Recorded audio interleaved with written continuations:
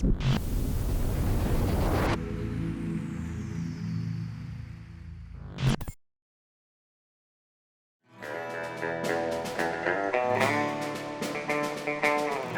iconic ghost town.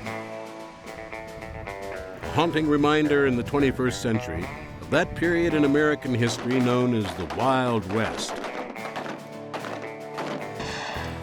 But what is a ghost town? Philip Varney is the greatest living authority on ghost towns. This definition is widely accepted. I say that a ghost town is a town that has two basic characteristics. One, its population is markedly lower than it was in its heyday. And secondly, that the reason for the existence of the town initially is no longer the reason why people are there. Kenneth Jessen is another expert on ghost towns. He sees that finding these relics of a bygone time should be on your must-do list.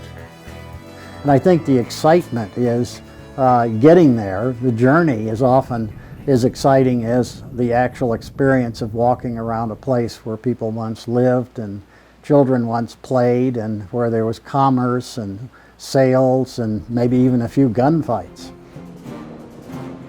But how did they come to be in the first place? As the United States population spread west from its original East Coast colonies to the Mississippi River, countless communities, towns, and cities sprang up. Some flourished. Others fell by the wayside and disappeared. The last great westward push toward settling this vast country began after the American Civil War. It was a push into the Great Plains, into the rugged mountains of the West, and into the bleak landscapes of the desert Southwest. It was the era of military forts to fend off Indian raids, of mining camps and towns where thousands hoped to strike it rich. Most of these places were short-lived. They experienced the boom and bust cycle of many mining towns and have been lost to the ravages of time. Others somehow hung on and survived as partial ghost towns. Towns where people still live, such as Silver Plume, Colorado. Towns that have become tourist attractions, including Virginia City, Montana, Bodie, California. And then there are ghost towns like Tombstone, Arizona. Towns where the past comes alive through reenactments. From blacksmith shops to the fabled shootouts of the Wild West.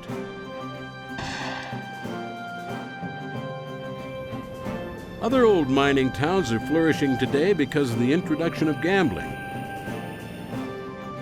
Towns like Black Hawk and Cripple Creek, Colorado. And the infamous Deadwood, South Dakota, where legendary lawman Wild Bill Hickok met his fate. Real ghost towns and abandoned forts are those precious remains of the past that exist today only as shadows of former glories and wicked events. Events that linger at times like haunting ghosts. But why even care about these remnants of time gone by? Why do people go to ghost towns? I'm going to refer to a friend of mine, a lass who has died, Tony Hillerman, who wrote a preface for my second book. And in it, he said this: "To me, to many of my friends, to scores of thousands of Americans, these ghost towns offer a sort of touching place with the past. We stand in their dust and try to project our imagination backward into what they were long ago. Now and then, if the mood and the light and the weather are exactly right. We almost succeed. In this program, we're going to journey to the many kinds of ghosts in the American West.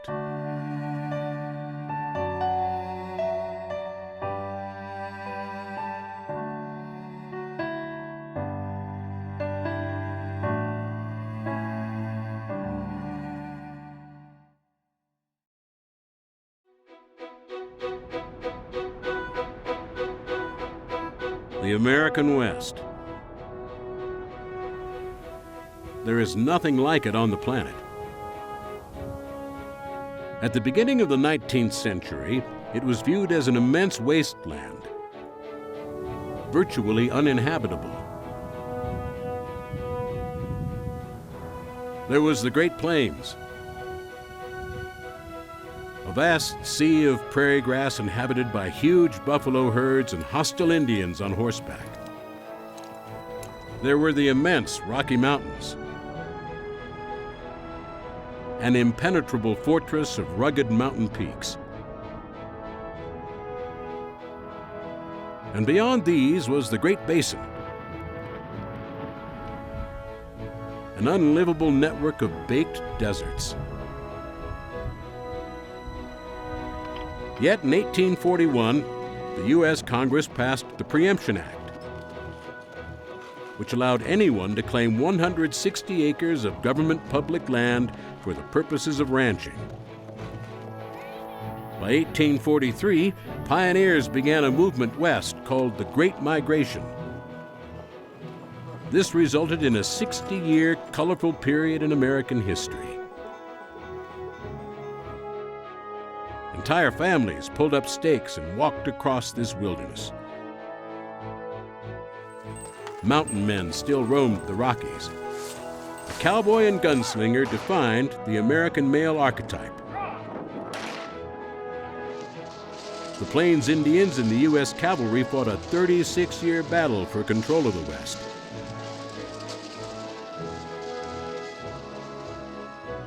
And the discovery of gold fueled thousands of boom-to-bust mining towns. This amazing panoply of history would leave behind treasured ghosts of the American West. Ghosts that take many shapes. Some are like White Oaks, a real-life ghost town in Lincoln County, New Mexico. It has everything you want in a ghost town. Located on the outskirts of the Lincoln National Forest, it is off the beaten path, but not hard to find. It became a boomtown in 1879. Following the discovery of gold and coal in the nearby Jicarilla Mountains. It has a great story to tell of historical events.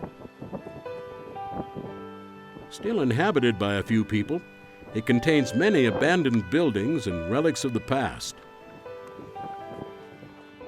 At its peak in 1890, White Oaks had a population of 2,000 people, an opera house, several saloons, several general stores, a school, and a town hall. During its heyday, it had a dark side. There were brothels, and the town was a haven for cattle rustlers and outlaws, including Billy the Kid, who found its dens of iniquity to his liking. Many Western notables were part of the town's history. Susan McSween Barber, widow of Alexander McSween, who was killed during the Lincoln County War, became known as the Cattle Queen of New Mexico in the late 19th century, owning over 5,000 head of cattle. In 1902, she sold out and moved to White Oaks, where she remained until her death in 1931. She is buried in the old White Oaks Cemetery, along with New Mexico State's first governor, William McDonald. town resident Deputy James Bell, who was one of the men shot and killed during Billy the Kid's 1881 escape from the Lincoln County Courthouse. White Oak still supports a number of significant but abandoned buildings. The eerie Hoyle Castle, reported to be haunted, sits on one end of the town. It was built in 1893 by a wealthy merchant, Watson Hoyle, for his fiancée, a mail-order bride from Massachusetts. Note the observation platform on top of the building, sometimes known as the infamous Widow's Walk. It was built for the young lady who never arrived in White Oaks. Hoyle was so heartsick that he never finished the inside of the home and reportedly sold the home and moved to Denver.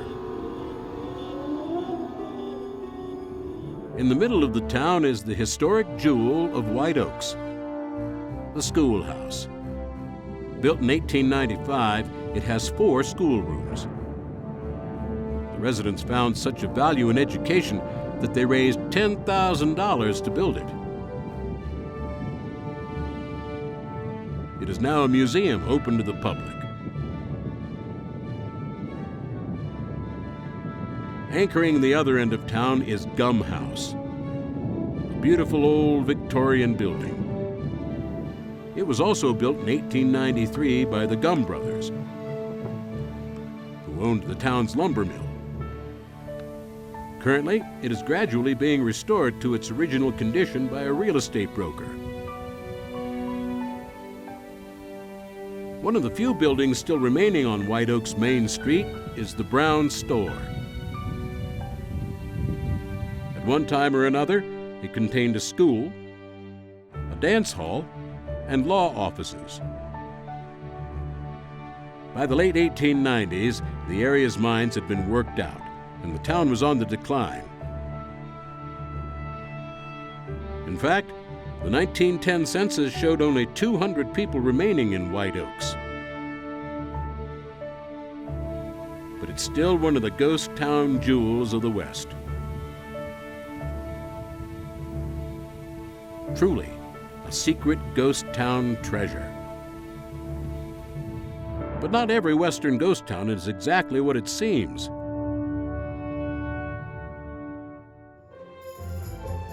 Castle Dome City, nestled against the Copa Mountains north of Yuma, Arizona, seems to have it all.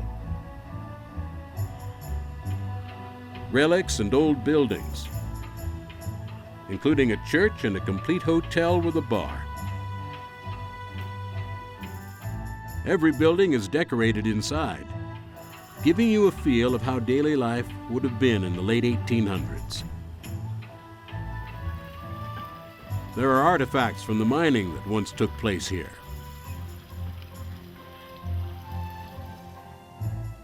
After the Civil War, this was a booming mining district. Lead and silver were hauled to the town's landing on the Colorado River. At its peak in 1915, Castle Dome City had a substantial population. However, after World War II, it was abandoned. Eventually, Alan Armstrong and his wife Stephanie bought what was left of the town and began collecting artifacts relating to Arizona mining towns. They restored and built replicas of boomtown buildings. Now, each building is a museum unto itself. Castle Dome City lives on, even though it is an artificial ghost town. It lives on as a museum. A museum well worth the visit.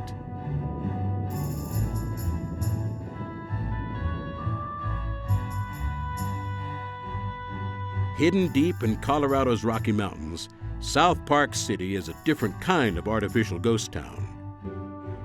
There's a mining town of Fairplay, but South Park City is a created museum. But it's real buildings. See, there's the difference. one individual decided that what he'd do, he saw these mining buildings being torn down and collapsing, and some of them were at very high altitude, and so he started moving from ghost towns the buildings into what now is called South Park City. And so the buildings come from a variety of places in the area, and these are truly abandoned towns. They were just buildings sitting there vacant. And so he took it upon himself to preserve these buildings. And so the Brewery Act is kind of the cornerstone or keystone anchor point for South Park City, and then these other buildings have been added. And they're very well documented. There's a great map, there's a history on each building, there's signage there as to where that building came from. And now you have a variety. You have a newspaper office, you have a lawyer's office, you have a bakery, you have the brewery, you've got a stable to look at, and you can kind of walk down the street of South Park City and say, well, this is an artificial ghost town, but it has real ghost town buildings in it. And if they hadn't been preserved, they'd probably be gone or they'd be inaccessible.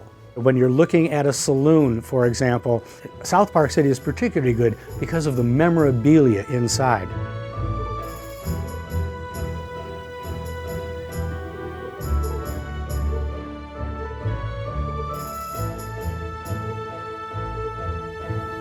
South Park City is truly a visual and experiential delight. The photographer's paradise.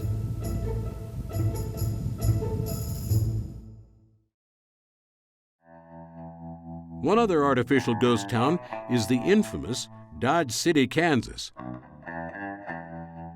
With over 100,000 tourists visiting every year, it is one of the most historic places to drop by in the West.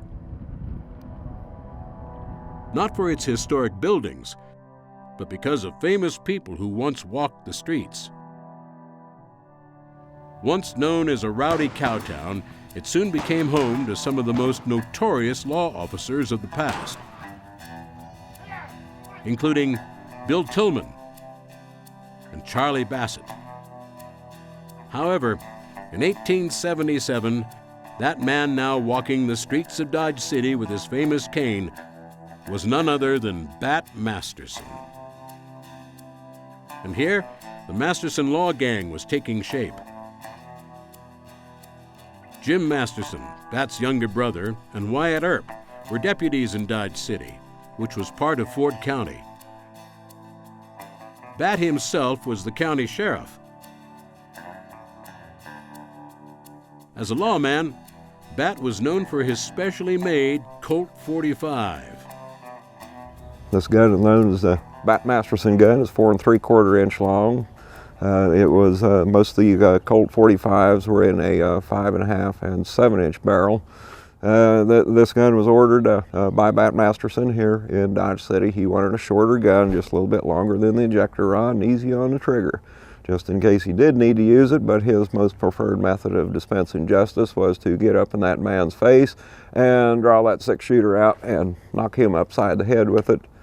He didn't want to kill anybody because that was bad for Dodge City's reputation, and also Wyatt Earp, Bat Masterson, all these lawmen here, they could make an extra $2 to $2.50 for every arrest they made. The last member of the Masterson Law Gang was the oldest of the Masterson brothers, Ed. His brother Ed Masterson was the actual marshal of Dodge City, which basically considered as chief of police at that time. And Ed Masterson was shot by a cowboy in 1878 and died. For 2 more years, Bat remained sheriff of Ford County, meting out justice while rounding up many desperados without killing anyone. His impeccable reputation was all he needed. He and Wyatt Earp both were very good shots, first of all. But they were very cool, and they intimidated the cowboys. And in other words, they weren't afraid of them, and the cowboys gave them a lot of room. When the cattle drive heyday of Dodge City ended, Wyatt Earp headed to Tombstone, where he formed his own infamous law gang. Jim Masterson drifted into Oklahoma Indian Territory and became a deputy U.S. Marshal, working for the famous hanging judge Isaac Parker. Bat moved on to briefly become sheriff in the cattle and mining towns of Colorado. While visiting Dodge City, places to see are Boot Hill Cemetery, the marvelous indoor Boot Hill Museum, and of course, the buildings replicated, though reduced in size, of Dodge City's notorious Front Street, where men once dueled it out on the street in the late 1800s, and still do so today.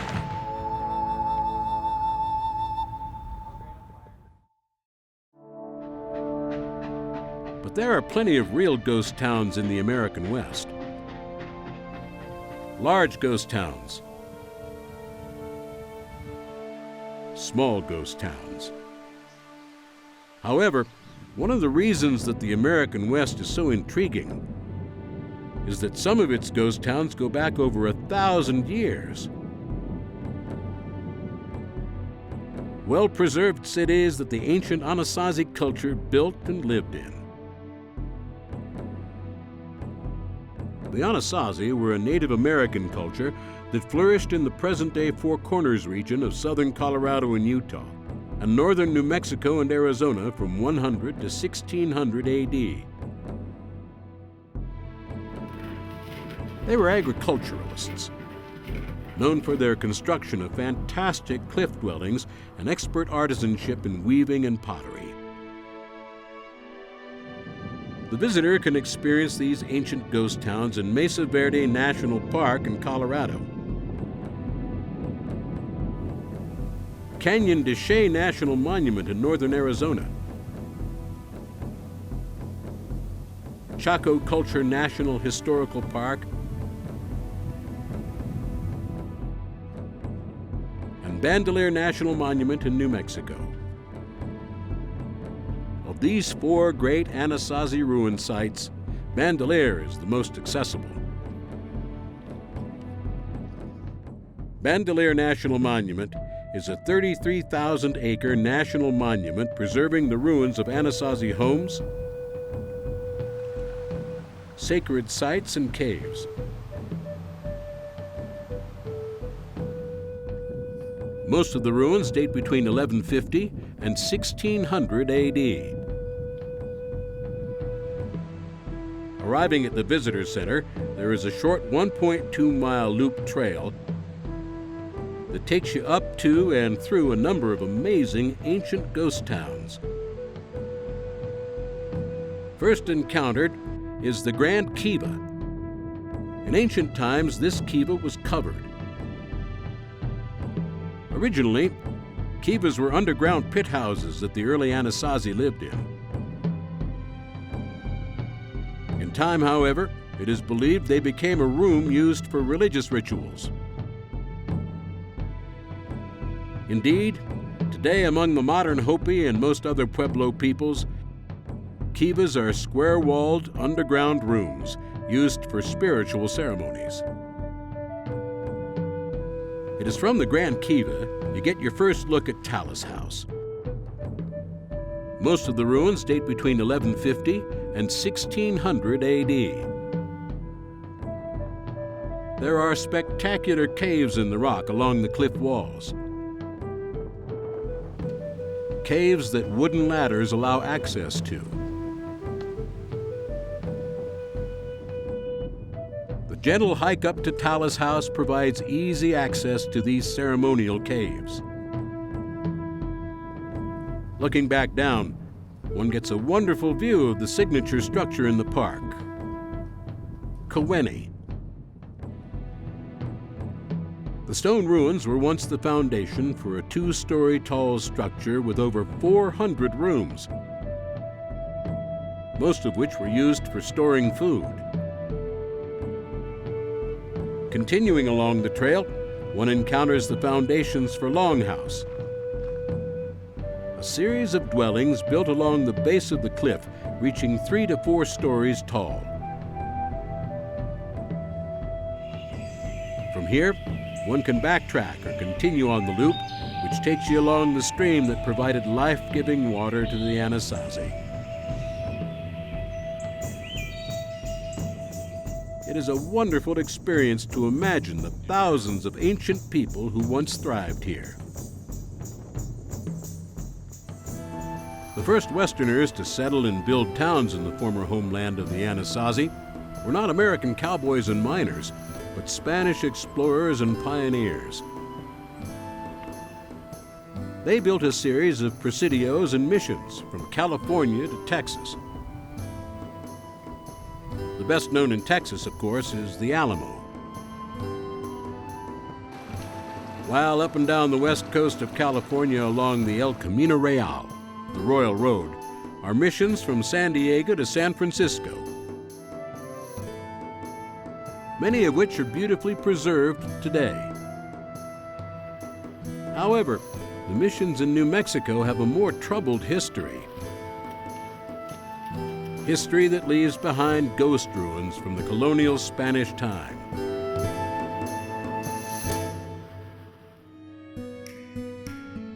At Pecos National Historic Park is one such set of ruins. After the Anasazi disappeared, a diverse culture of people spread across this land known as the Pueblo people. Like the Anasazi before them, these tribes were agriculturalists, living a quiet pastoral life and dwelling in the distinctive Pueblo style of multi-story adobe houses. A quiet life shattered by the arrival of Spanish conquistadors and missionaries in the late 16th century. The Pecos Pueblo was already well established in the valley when in 1619 the Spanish built a mission church near the Pueblo. A second church was built in 1625.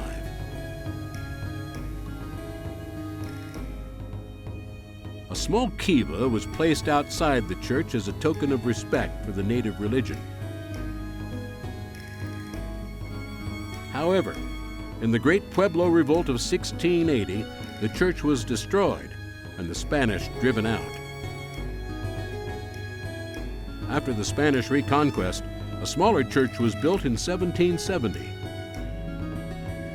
Its decaying walls now rest upon the old church's foundation. In 1838, the Pueblo and the mission were abandoned when the native Pecos people fled west to a Tanoan Pueblo, today known as Jemez.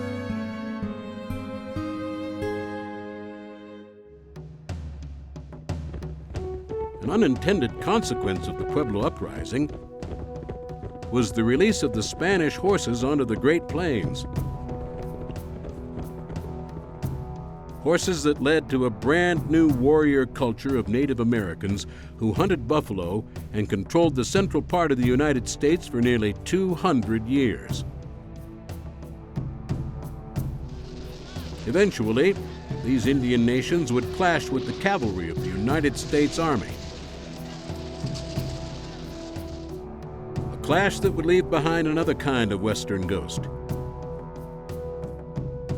Indian war battle sites and cavalry forts. Throughout the Great Plains, particularly along the Santa Fe and Oregon trails, the United States military built a series of forts. Some are well preserved, while others have all but disappeared. The classic example of a cavalry fort that is all but gone is Fort Fetterman in Wyoming. Constructed along the Bozeman Trail that connected the gold fields of Montana to the Oregon Trail, it was a fort that played a role in the Great Sioux Wars, led by Chief Red Cloud. Fort Fetterman was named for Captain William Fetterman, who had been killed the year before in the so-called Fetterman Massacre in 1866. It was built primarily as sort of a backup to the forts along the Bozeman Trail, Fort Phil Kearny, Fort Reno, and Fort Smith in Montana. And after those posts were closed, it was pretty much the fort on the frontier. It was kind of the edge of the frontier at that point, and became a supply post for expeditions into the Indian Territory, including 3 commanded by General Crook during the Sioux Wars of 1876. Today, one can only imagine what it must have been like for the troops who were stationed at Fort Fetterman. There is not a lot remaining of Fort Fetterman.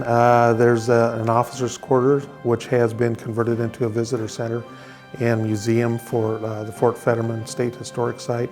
And there's also an ordnance building used for storage, and that's also become an exhibit area for the fort. But it's a very, very tough terrain, and the climate's very, very harsh on the buildings.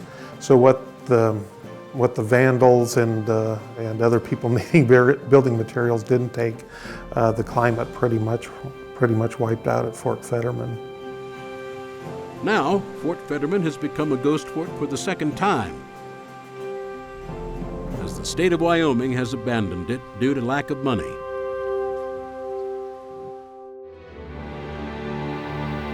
On the other hand, there is a well-preserved fort, Fort Davis in western Texas, a fort instrumental to the cavalry in the Apache Wars. Fort Davis was established in 1854 to protect immigrants and the stagecoaches that were passing through the area. It really wouldn't have much success, though, in fending off the Indian attacks during its first few years, until about 1860-61, when the Civil War broke out. It was completely abandoned. Confederate soldiers took it over for a while during the early 1860s, but when they failed to achieve their goal of conquering New Mexico, and when they had to deal with the hostile Apache in the area, they finally abandoned it as well, and the fort sat empty for about 5 years. That would change after the Civil War Act of 1866. This act would increase the size of the regular army and change the course of military history by affording blacks a permanent place in the U.S. military. The legislation stipulated that of the new regiments created, 2 cavalry and 4 infantry shall be composed of colored men. For the first time in the history of the United States, soldiers of African American descent could serve in the peacetime army. On June 29, 1867, 4 companies of the 9th, under the command of Lieutenant Colonel Wesley Merritt, reoccupied the abandoned post at Fort Davis. In addition to helping to rebuild the post, they had to battle with the Apaches, who regularly raided along the San Antonio-El Paso Road. The road carried mail, freight, and passengers by horse and wagon across the Edwards Plateau and the dangerous Trans-Pecos region of West Texas. The area around Fort Davis was plagued by Chief Victorio and his Mescalero Apache and Warm Springs Indians, who had teamed together to come across the border and raid settlements and, of course, the stage lines that passed through the area as well. They would battle him for years and years until finally the black regiments, one of their strongest feats was actually defeating Victorio twice in 2 separate battles in one summer that pushed him back across the border. And after he was killed by Mexican authorities just shortly after, the Indian raids pretty much ended in Texas. Today, Fort Davis is a National Historic Site. You can tell that Fort Davis is being preserved, some of it being rebuilt, but you get a feel for what it was like in fort life. A couple of the barracks remain, the hospital, the parade ground, which you can still see. I think that the biggest takeaway that I had from Fort Davis was just what life might have been like for the soldiers back then. Because this is a pretty desolate area anyway. Now, not so much, but back then, completely desolate. So you're right up against this small mountain range, coming out into the plains area. And you got to get a feel for what it would have been like for the soldiers to be watching for the Indians coming to raid the area and get a feel for their everyday life. In September of 1875, the 9th transferred to New Mexico. Of course, these clashes between the Indian warriors of the plains and the cavalry often led to famous battles. Battles leaving behind ghost battle sites where the spirits of the dead haunt the land. The most famous is the Little Bighorn battle site in southern Montana, where General Armstrong Custer and 267 men of the 7th Cavalry were massacred. But there are others. One battle site that is typical is the area where the famous Cheyenne war chief Tall Bull met his fate. It began when a few dog soldiers, under the leadership of Tall Bull, came north again. In the spring of 1869, they ravaged the Saline and Solomon valleys in north-central Kansas, murdering settlers and capturing women and children. This time, the Army pursued them relentlessly, attacking the Cheyenne wherever they could catch them and forcing them to stay constantly on the run. On July 11th, 1869, Major Eugene Carr and 250 soldiers caught up with the elusive Cheyenne here at Summit Springs, south of Sterling, Colorado. On Sunday, July 11th, 1869, Carr with the 5th Cavalry, Buffalo Bill Cody, the North Brothers, caught up with Cheyenne Chief Tall Bull of the Dog Soldier Society right here at Summit Springs, and attacked them from the northeast up here at about 2:30 in the afternoon, after chasing them for several weeks from Kansas into here, and charged down in here. The village had 84 lodges that spread out, about a mile up this way and a half a mile that way, and that would be about 200 warriors and maybe 300 women and children and older men.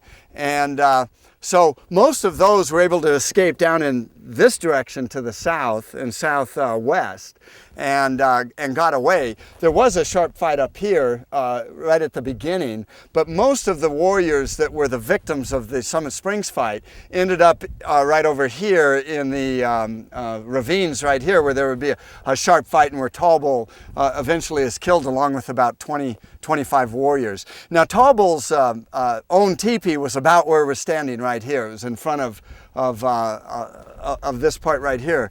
And in the teepee were two women that had been captured in Kansas in earlier raids, and why this military expedition was happening to try to rescue them. One of them was Maria Weichel, who was shot in the back and found in Tall Bull's teepee. The other woman apparently maybe got out of the teepee or what, but she was found with her skull crushed, about 100 paces up this way, and her name was Susanna Alderdice. And these were the two victims that they were trying to rescue here that led to this fight here at Summit Springs. Now, when the fight then went into the bluffs in here, this is where the fight went on for a good 20 minutes, and there would be about 25 warrior dead right up in here. As the fight unfolded, it soon was in here, in these canyons, where the major part of the fight occurred. And Tall Bull retreated with about 25 warriors down in these canyons this way, and they all lost their lives in about a 20-minute fight. But it is old boom-bust mining towns that the Old West is best known for.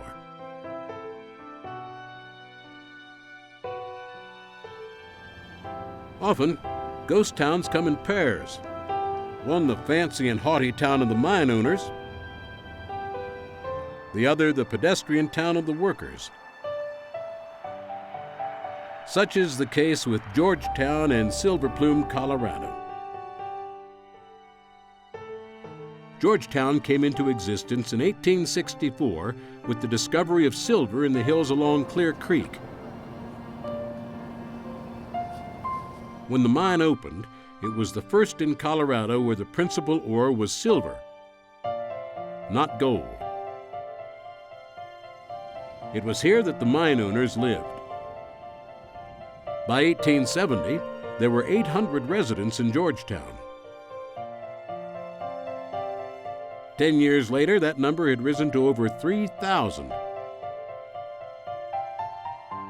However, after the disastrous silver crash in 1893, Georgetown began a slow decline. Well, Georgetown is another city that's very, very lucky, because when they came in based on recreation, skiing, and so forth, they built the condominiums to the east of the original town and left the original town very much intact. In fact, it's got its original fire stations, and they're very picturesque. It's got its original community building. It's got its original stores. It's got its original Parisian-style hotel. And so the core of the city was left intact, restored, and is a wonderful place to visit today with shops and stores and so forth. And then all of the new development was put outside that core portion. And then, so again, Georgetown is very, very lucky because it retains that Victorian flavor. And it was where the mining people lived. It's where the mine owners lived. It's where the wealthy people lived. And the workers lived up there at Silver Plume. A must experience when visiting Georgetown is to ride the Georgetown Loop train between there and Silver Plume. Completed in 1884, this spectacular stretch of 3-foot narrow gauge railroad was considered an engineering marvel for its time. To connect the two mining towns, the railroad's builders designed a corkscrew route that traveled twice the distance, slowly gaining more than 600 feet in elevation. The route included horseshoe curves, grades of up to 4%, and 4 bridges across Clear Creek, including the massive Devil's Gate High Bridge. At the Silver Plume terminus, the old Ghost Railroad station is worth a visit in itself.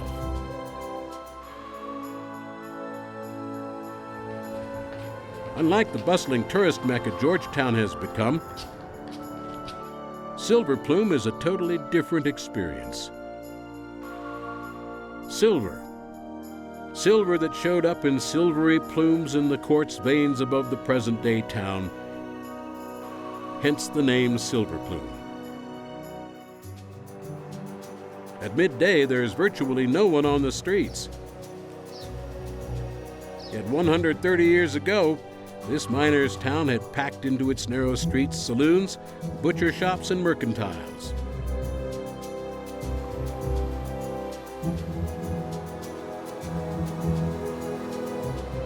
Like Georgetown, Silver Plume's prosperity was short-lived, devastated by the silver crash of 1893. Today, it seems to be frozen in time, covering a minuscule 2/10 of an acre. The town's many historic buildings crowd Main Street, including the church and the old schoolhouse on the west end of town. On the east end of town, the gentle walk up the mine tailings leads to an old minehead frame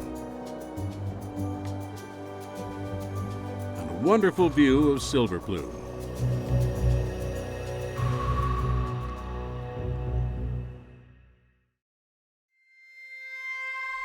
Some ghost towns are known primarily for their ghosts, their hauntings. Garnet, Montana is one of the most haunted. Garnet is up near Missoula. Near is relative, but I mean, it's the closest big town. And to go into Garnet, unless you have handicapped access, you have to leave your car in a parking lot and walk through a forest. That's what's wonderful. You really, when you look back, you don't see your car anymore. You're walking through a short walk to a forest, and you come to an overlook, and there's Garnet in an opening.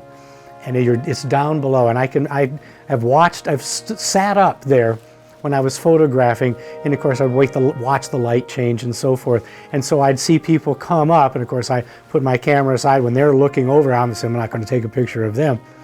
But every single person that who came to that overlook, there was just this, or wow, or let's get down there.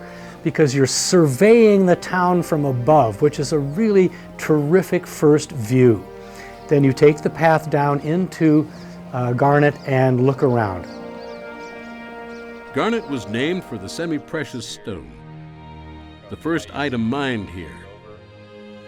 Later, gold was discovered in the late 1890s, and a short 20-year boom was underway. Like every other boom town, Garnet had saloons. 13, in fact. In addition, there were 4 hotels, 4 stores, 2 barber shops, a butcher shop, a doctor's office, and laundry facilities. Like other mining towns, drinking, gambling, and prostitution were rampant. But Garnet was unique in how it dealt with these issues. It was a miners' union town, and there was no real constable or sheriff. Disputes, illegalities, and so forth were brought up to the miners' union. And the justice meted out was quite simple. You could make a very good living here. Keep doing what you're doing, and you're out. And so there was a kind of self-discipline in the town. There's a jail, but it's very small. And the miners' union was really responsible for the kind of law-abiding quality of it. There's a wonderful 2-story hotel there, and it has stuff in it. It's not the original furniture and so forth, but there are dining tables. The kitchen is still there. The stove, I think, is probably an original. It looks like it would be very difficult to have moved in and out. On the second floor, there are dusty old mining the quarters in the hotel. So there's old furniture and so forth. A dressmaker's dummy, for example, is in one of them. And the overall effect of Garnet is absolutely terrific.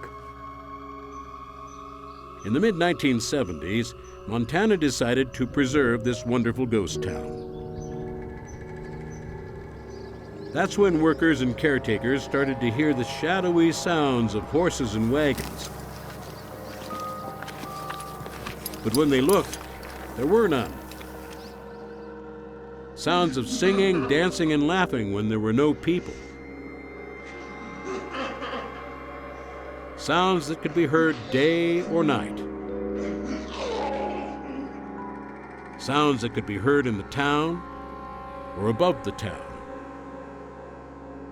Sounds of activities coming from inside the old saloon and hotel.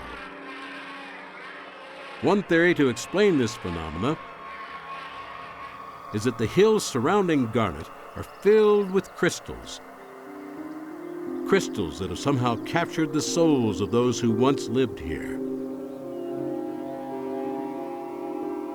So stop and listen.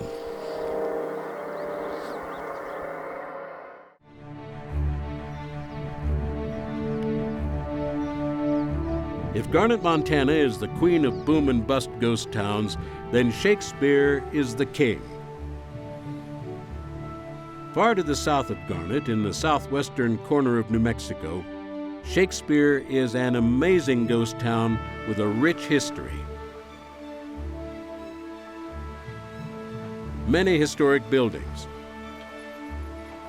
a legacy of hauntings, and loving caretakers.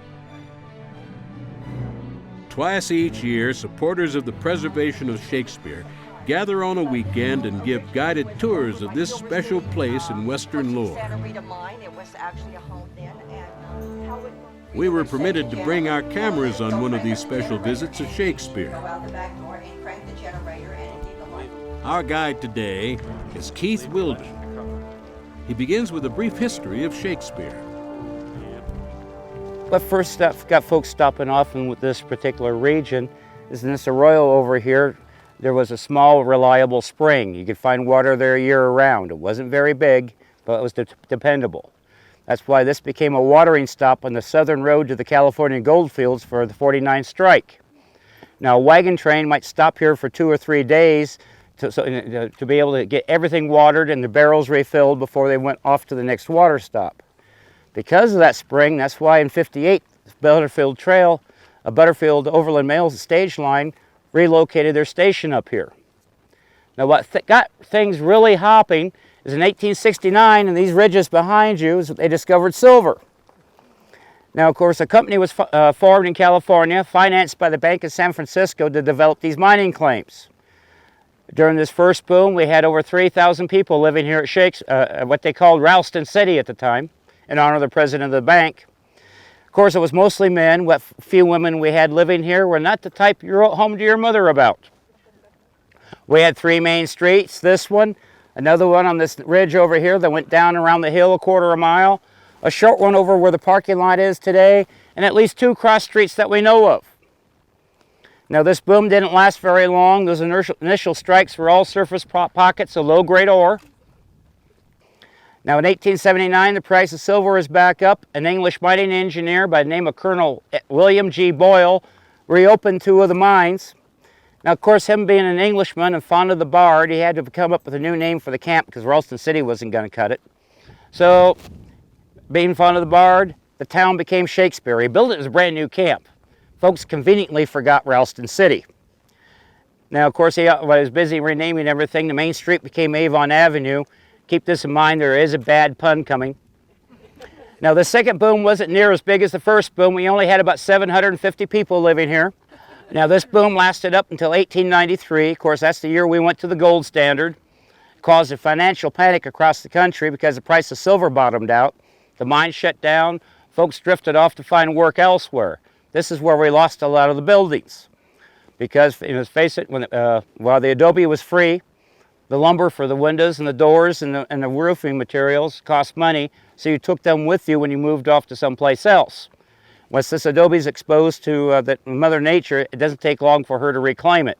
Things stayed quiet here for a couple of years, and in 1935, a Texas cowboy by the name of Frank Hill purchased the town site as his ranch headquarters. Now, Frank was running cattle and raising horses for the Army. History was not high in his priorities, but his wife, Rita, a former school teacher, she got to meet a lot of the old-timers that were here during the first 2 booms. Then she realized what a treasure she had here at this town. She started collecting their oral histories, which is the basis of the stories we tell today.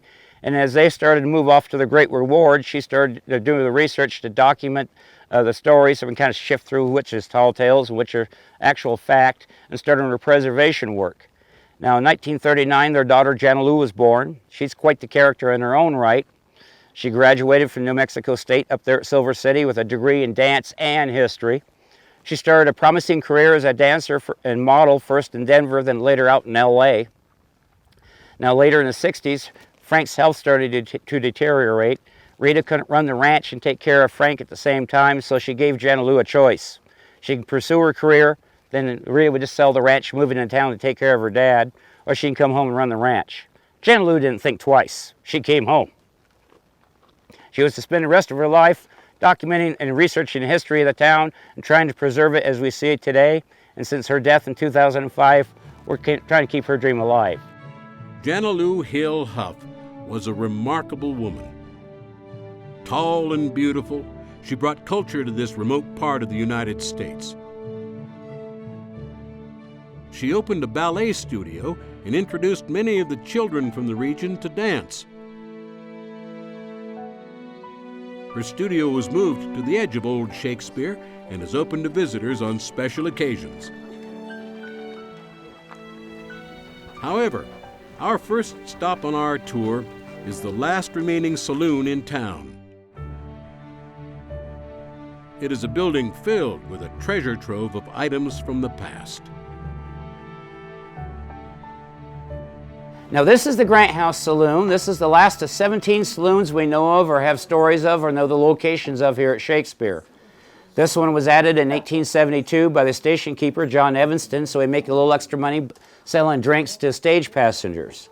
Now some of the other saloons we have of note that we have the Last Chance up there at the top of the, over here next to General Merchandise, the Police Gazette at the top of the hill, the Silver Dollar the next ridge over, and next door was the Roxy J. Now the Roxy J, that was the ritzy place here in Shakespeare. It opened during the first boom and remained open until 1893. It had a 12-foot mahogany bar shipped all the way from St. Louis, Missouri by freight wagon. It had 2 pool tables and was lit by 21 oil lamps. It was quite the ritzy place. My favorite story of the time period. Politically incorrect, and if anybody's offended, tough. This is the early 20s. Now, if you're looking around here, you do see all these little bullet holes in the wall. Those are real bullet holes. There used to be a group of ne'er-do-wells hung out in here, according to the old-timers, with their stories to Rita. And when they got bored sipping their cervezas and who hit John, they'd start making bets about who can shoot flies off the wall. Now, in the early 20s, we had 2 African-American prospectors working a claim at the base of Lee's Peak, where the diamond fields were. And every Saturday, they'd walk along the rail bed down to the Lordsburg, go to the bank, draw money out, walk back up to their claim, and pay off their workers. Well, one Saturday afternoon, they stopped off at this little cafe to get a little liquid refreshment. And the ne'er-do-wells over there in their customary corner table sees these 2 gentlemen at the bar getting their cup of coffee. And they realize that's a heavy load for those 2 gentlemen to be carrying, and they need to help them out by lightening that load. And they did that by getting them involved in a crooked card game. Well, our 2 prospectors not only had the audacity of keeping their money, they wiped out the ne'er-do-wells. And for that, they were chased out the back door and up their arroyo about 150 yards before they were gunned down. The bodies were dumped in an abandoned well about 50 feet out this back door, where they remain to this day. The ne'er-do-wells never found the money. Now, this arroyo is still known as the Arroyo de Negros. And the old-timers used to tell Jenna Lou that the spirits of those 2 prospectors still wander that arroyo looking for their lost bankroll. So without further ado, we're going to head back here to the stage station. Now, this is my favorite room in the property. The next stop on the tour is one of the original Butterfield Overland Route stage stations. Now, this is the original part of the Butterfield station that was built in 1858. The original station was the other side of what's now Lordsburg, a place called Barney's. Now, unfortunately, Barney had a problem when he couldn't keep reliable water, so Butterfield moved their station up here because, hey, we had reliable water supply. Now, of course, they shut down in 1861 at the start of the American Civil War. I don't know why they call it civil, because it was anything but.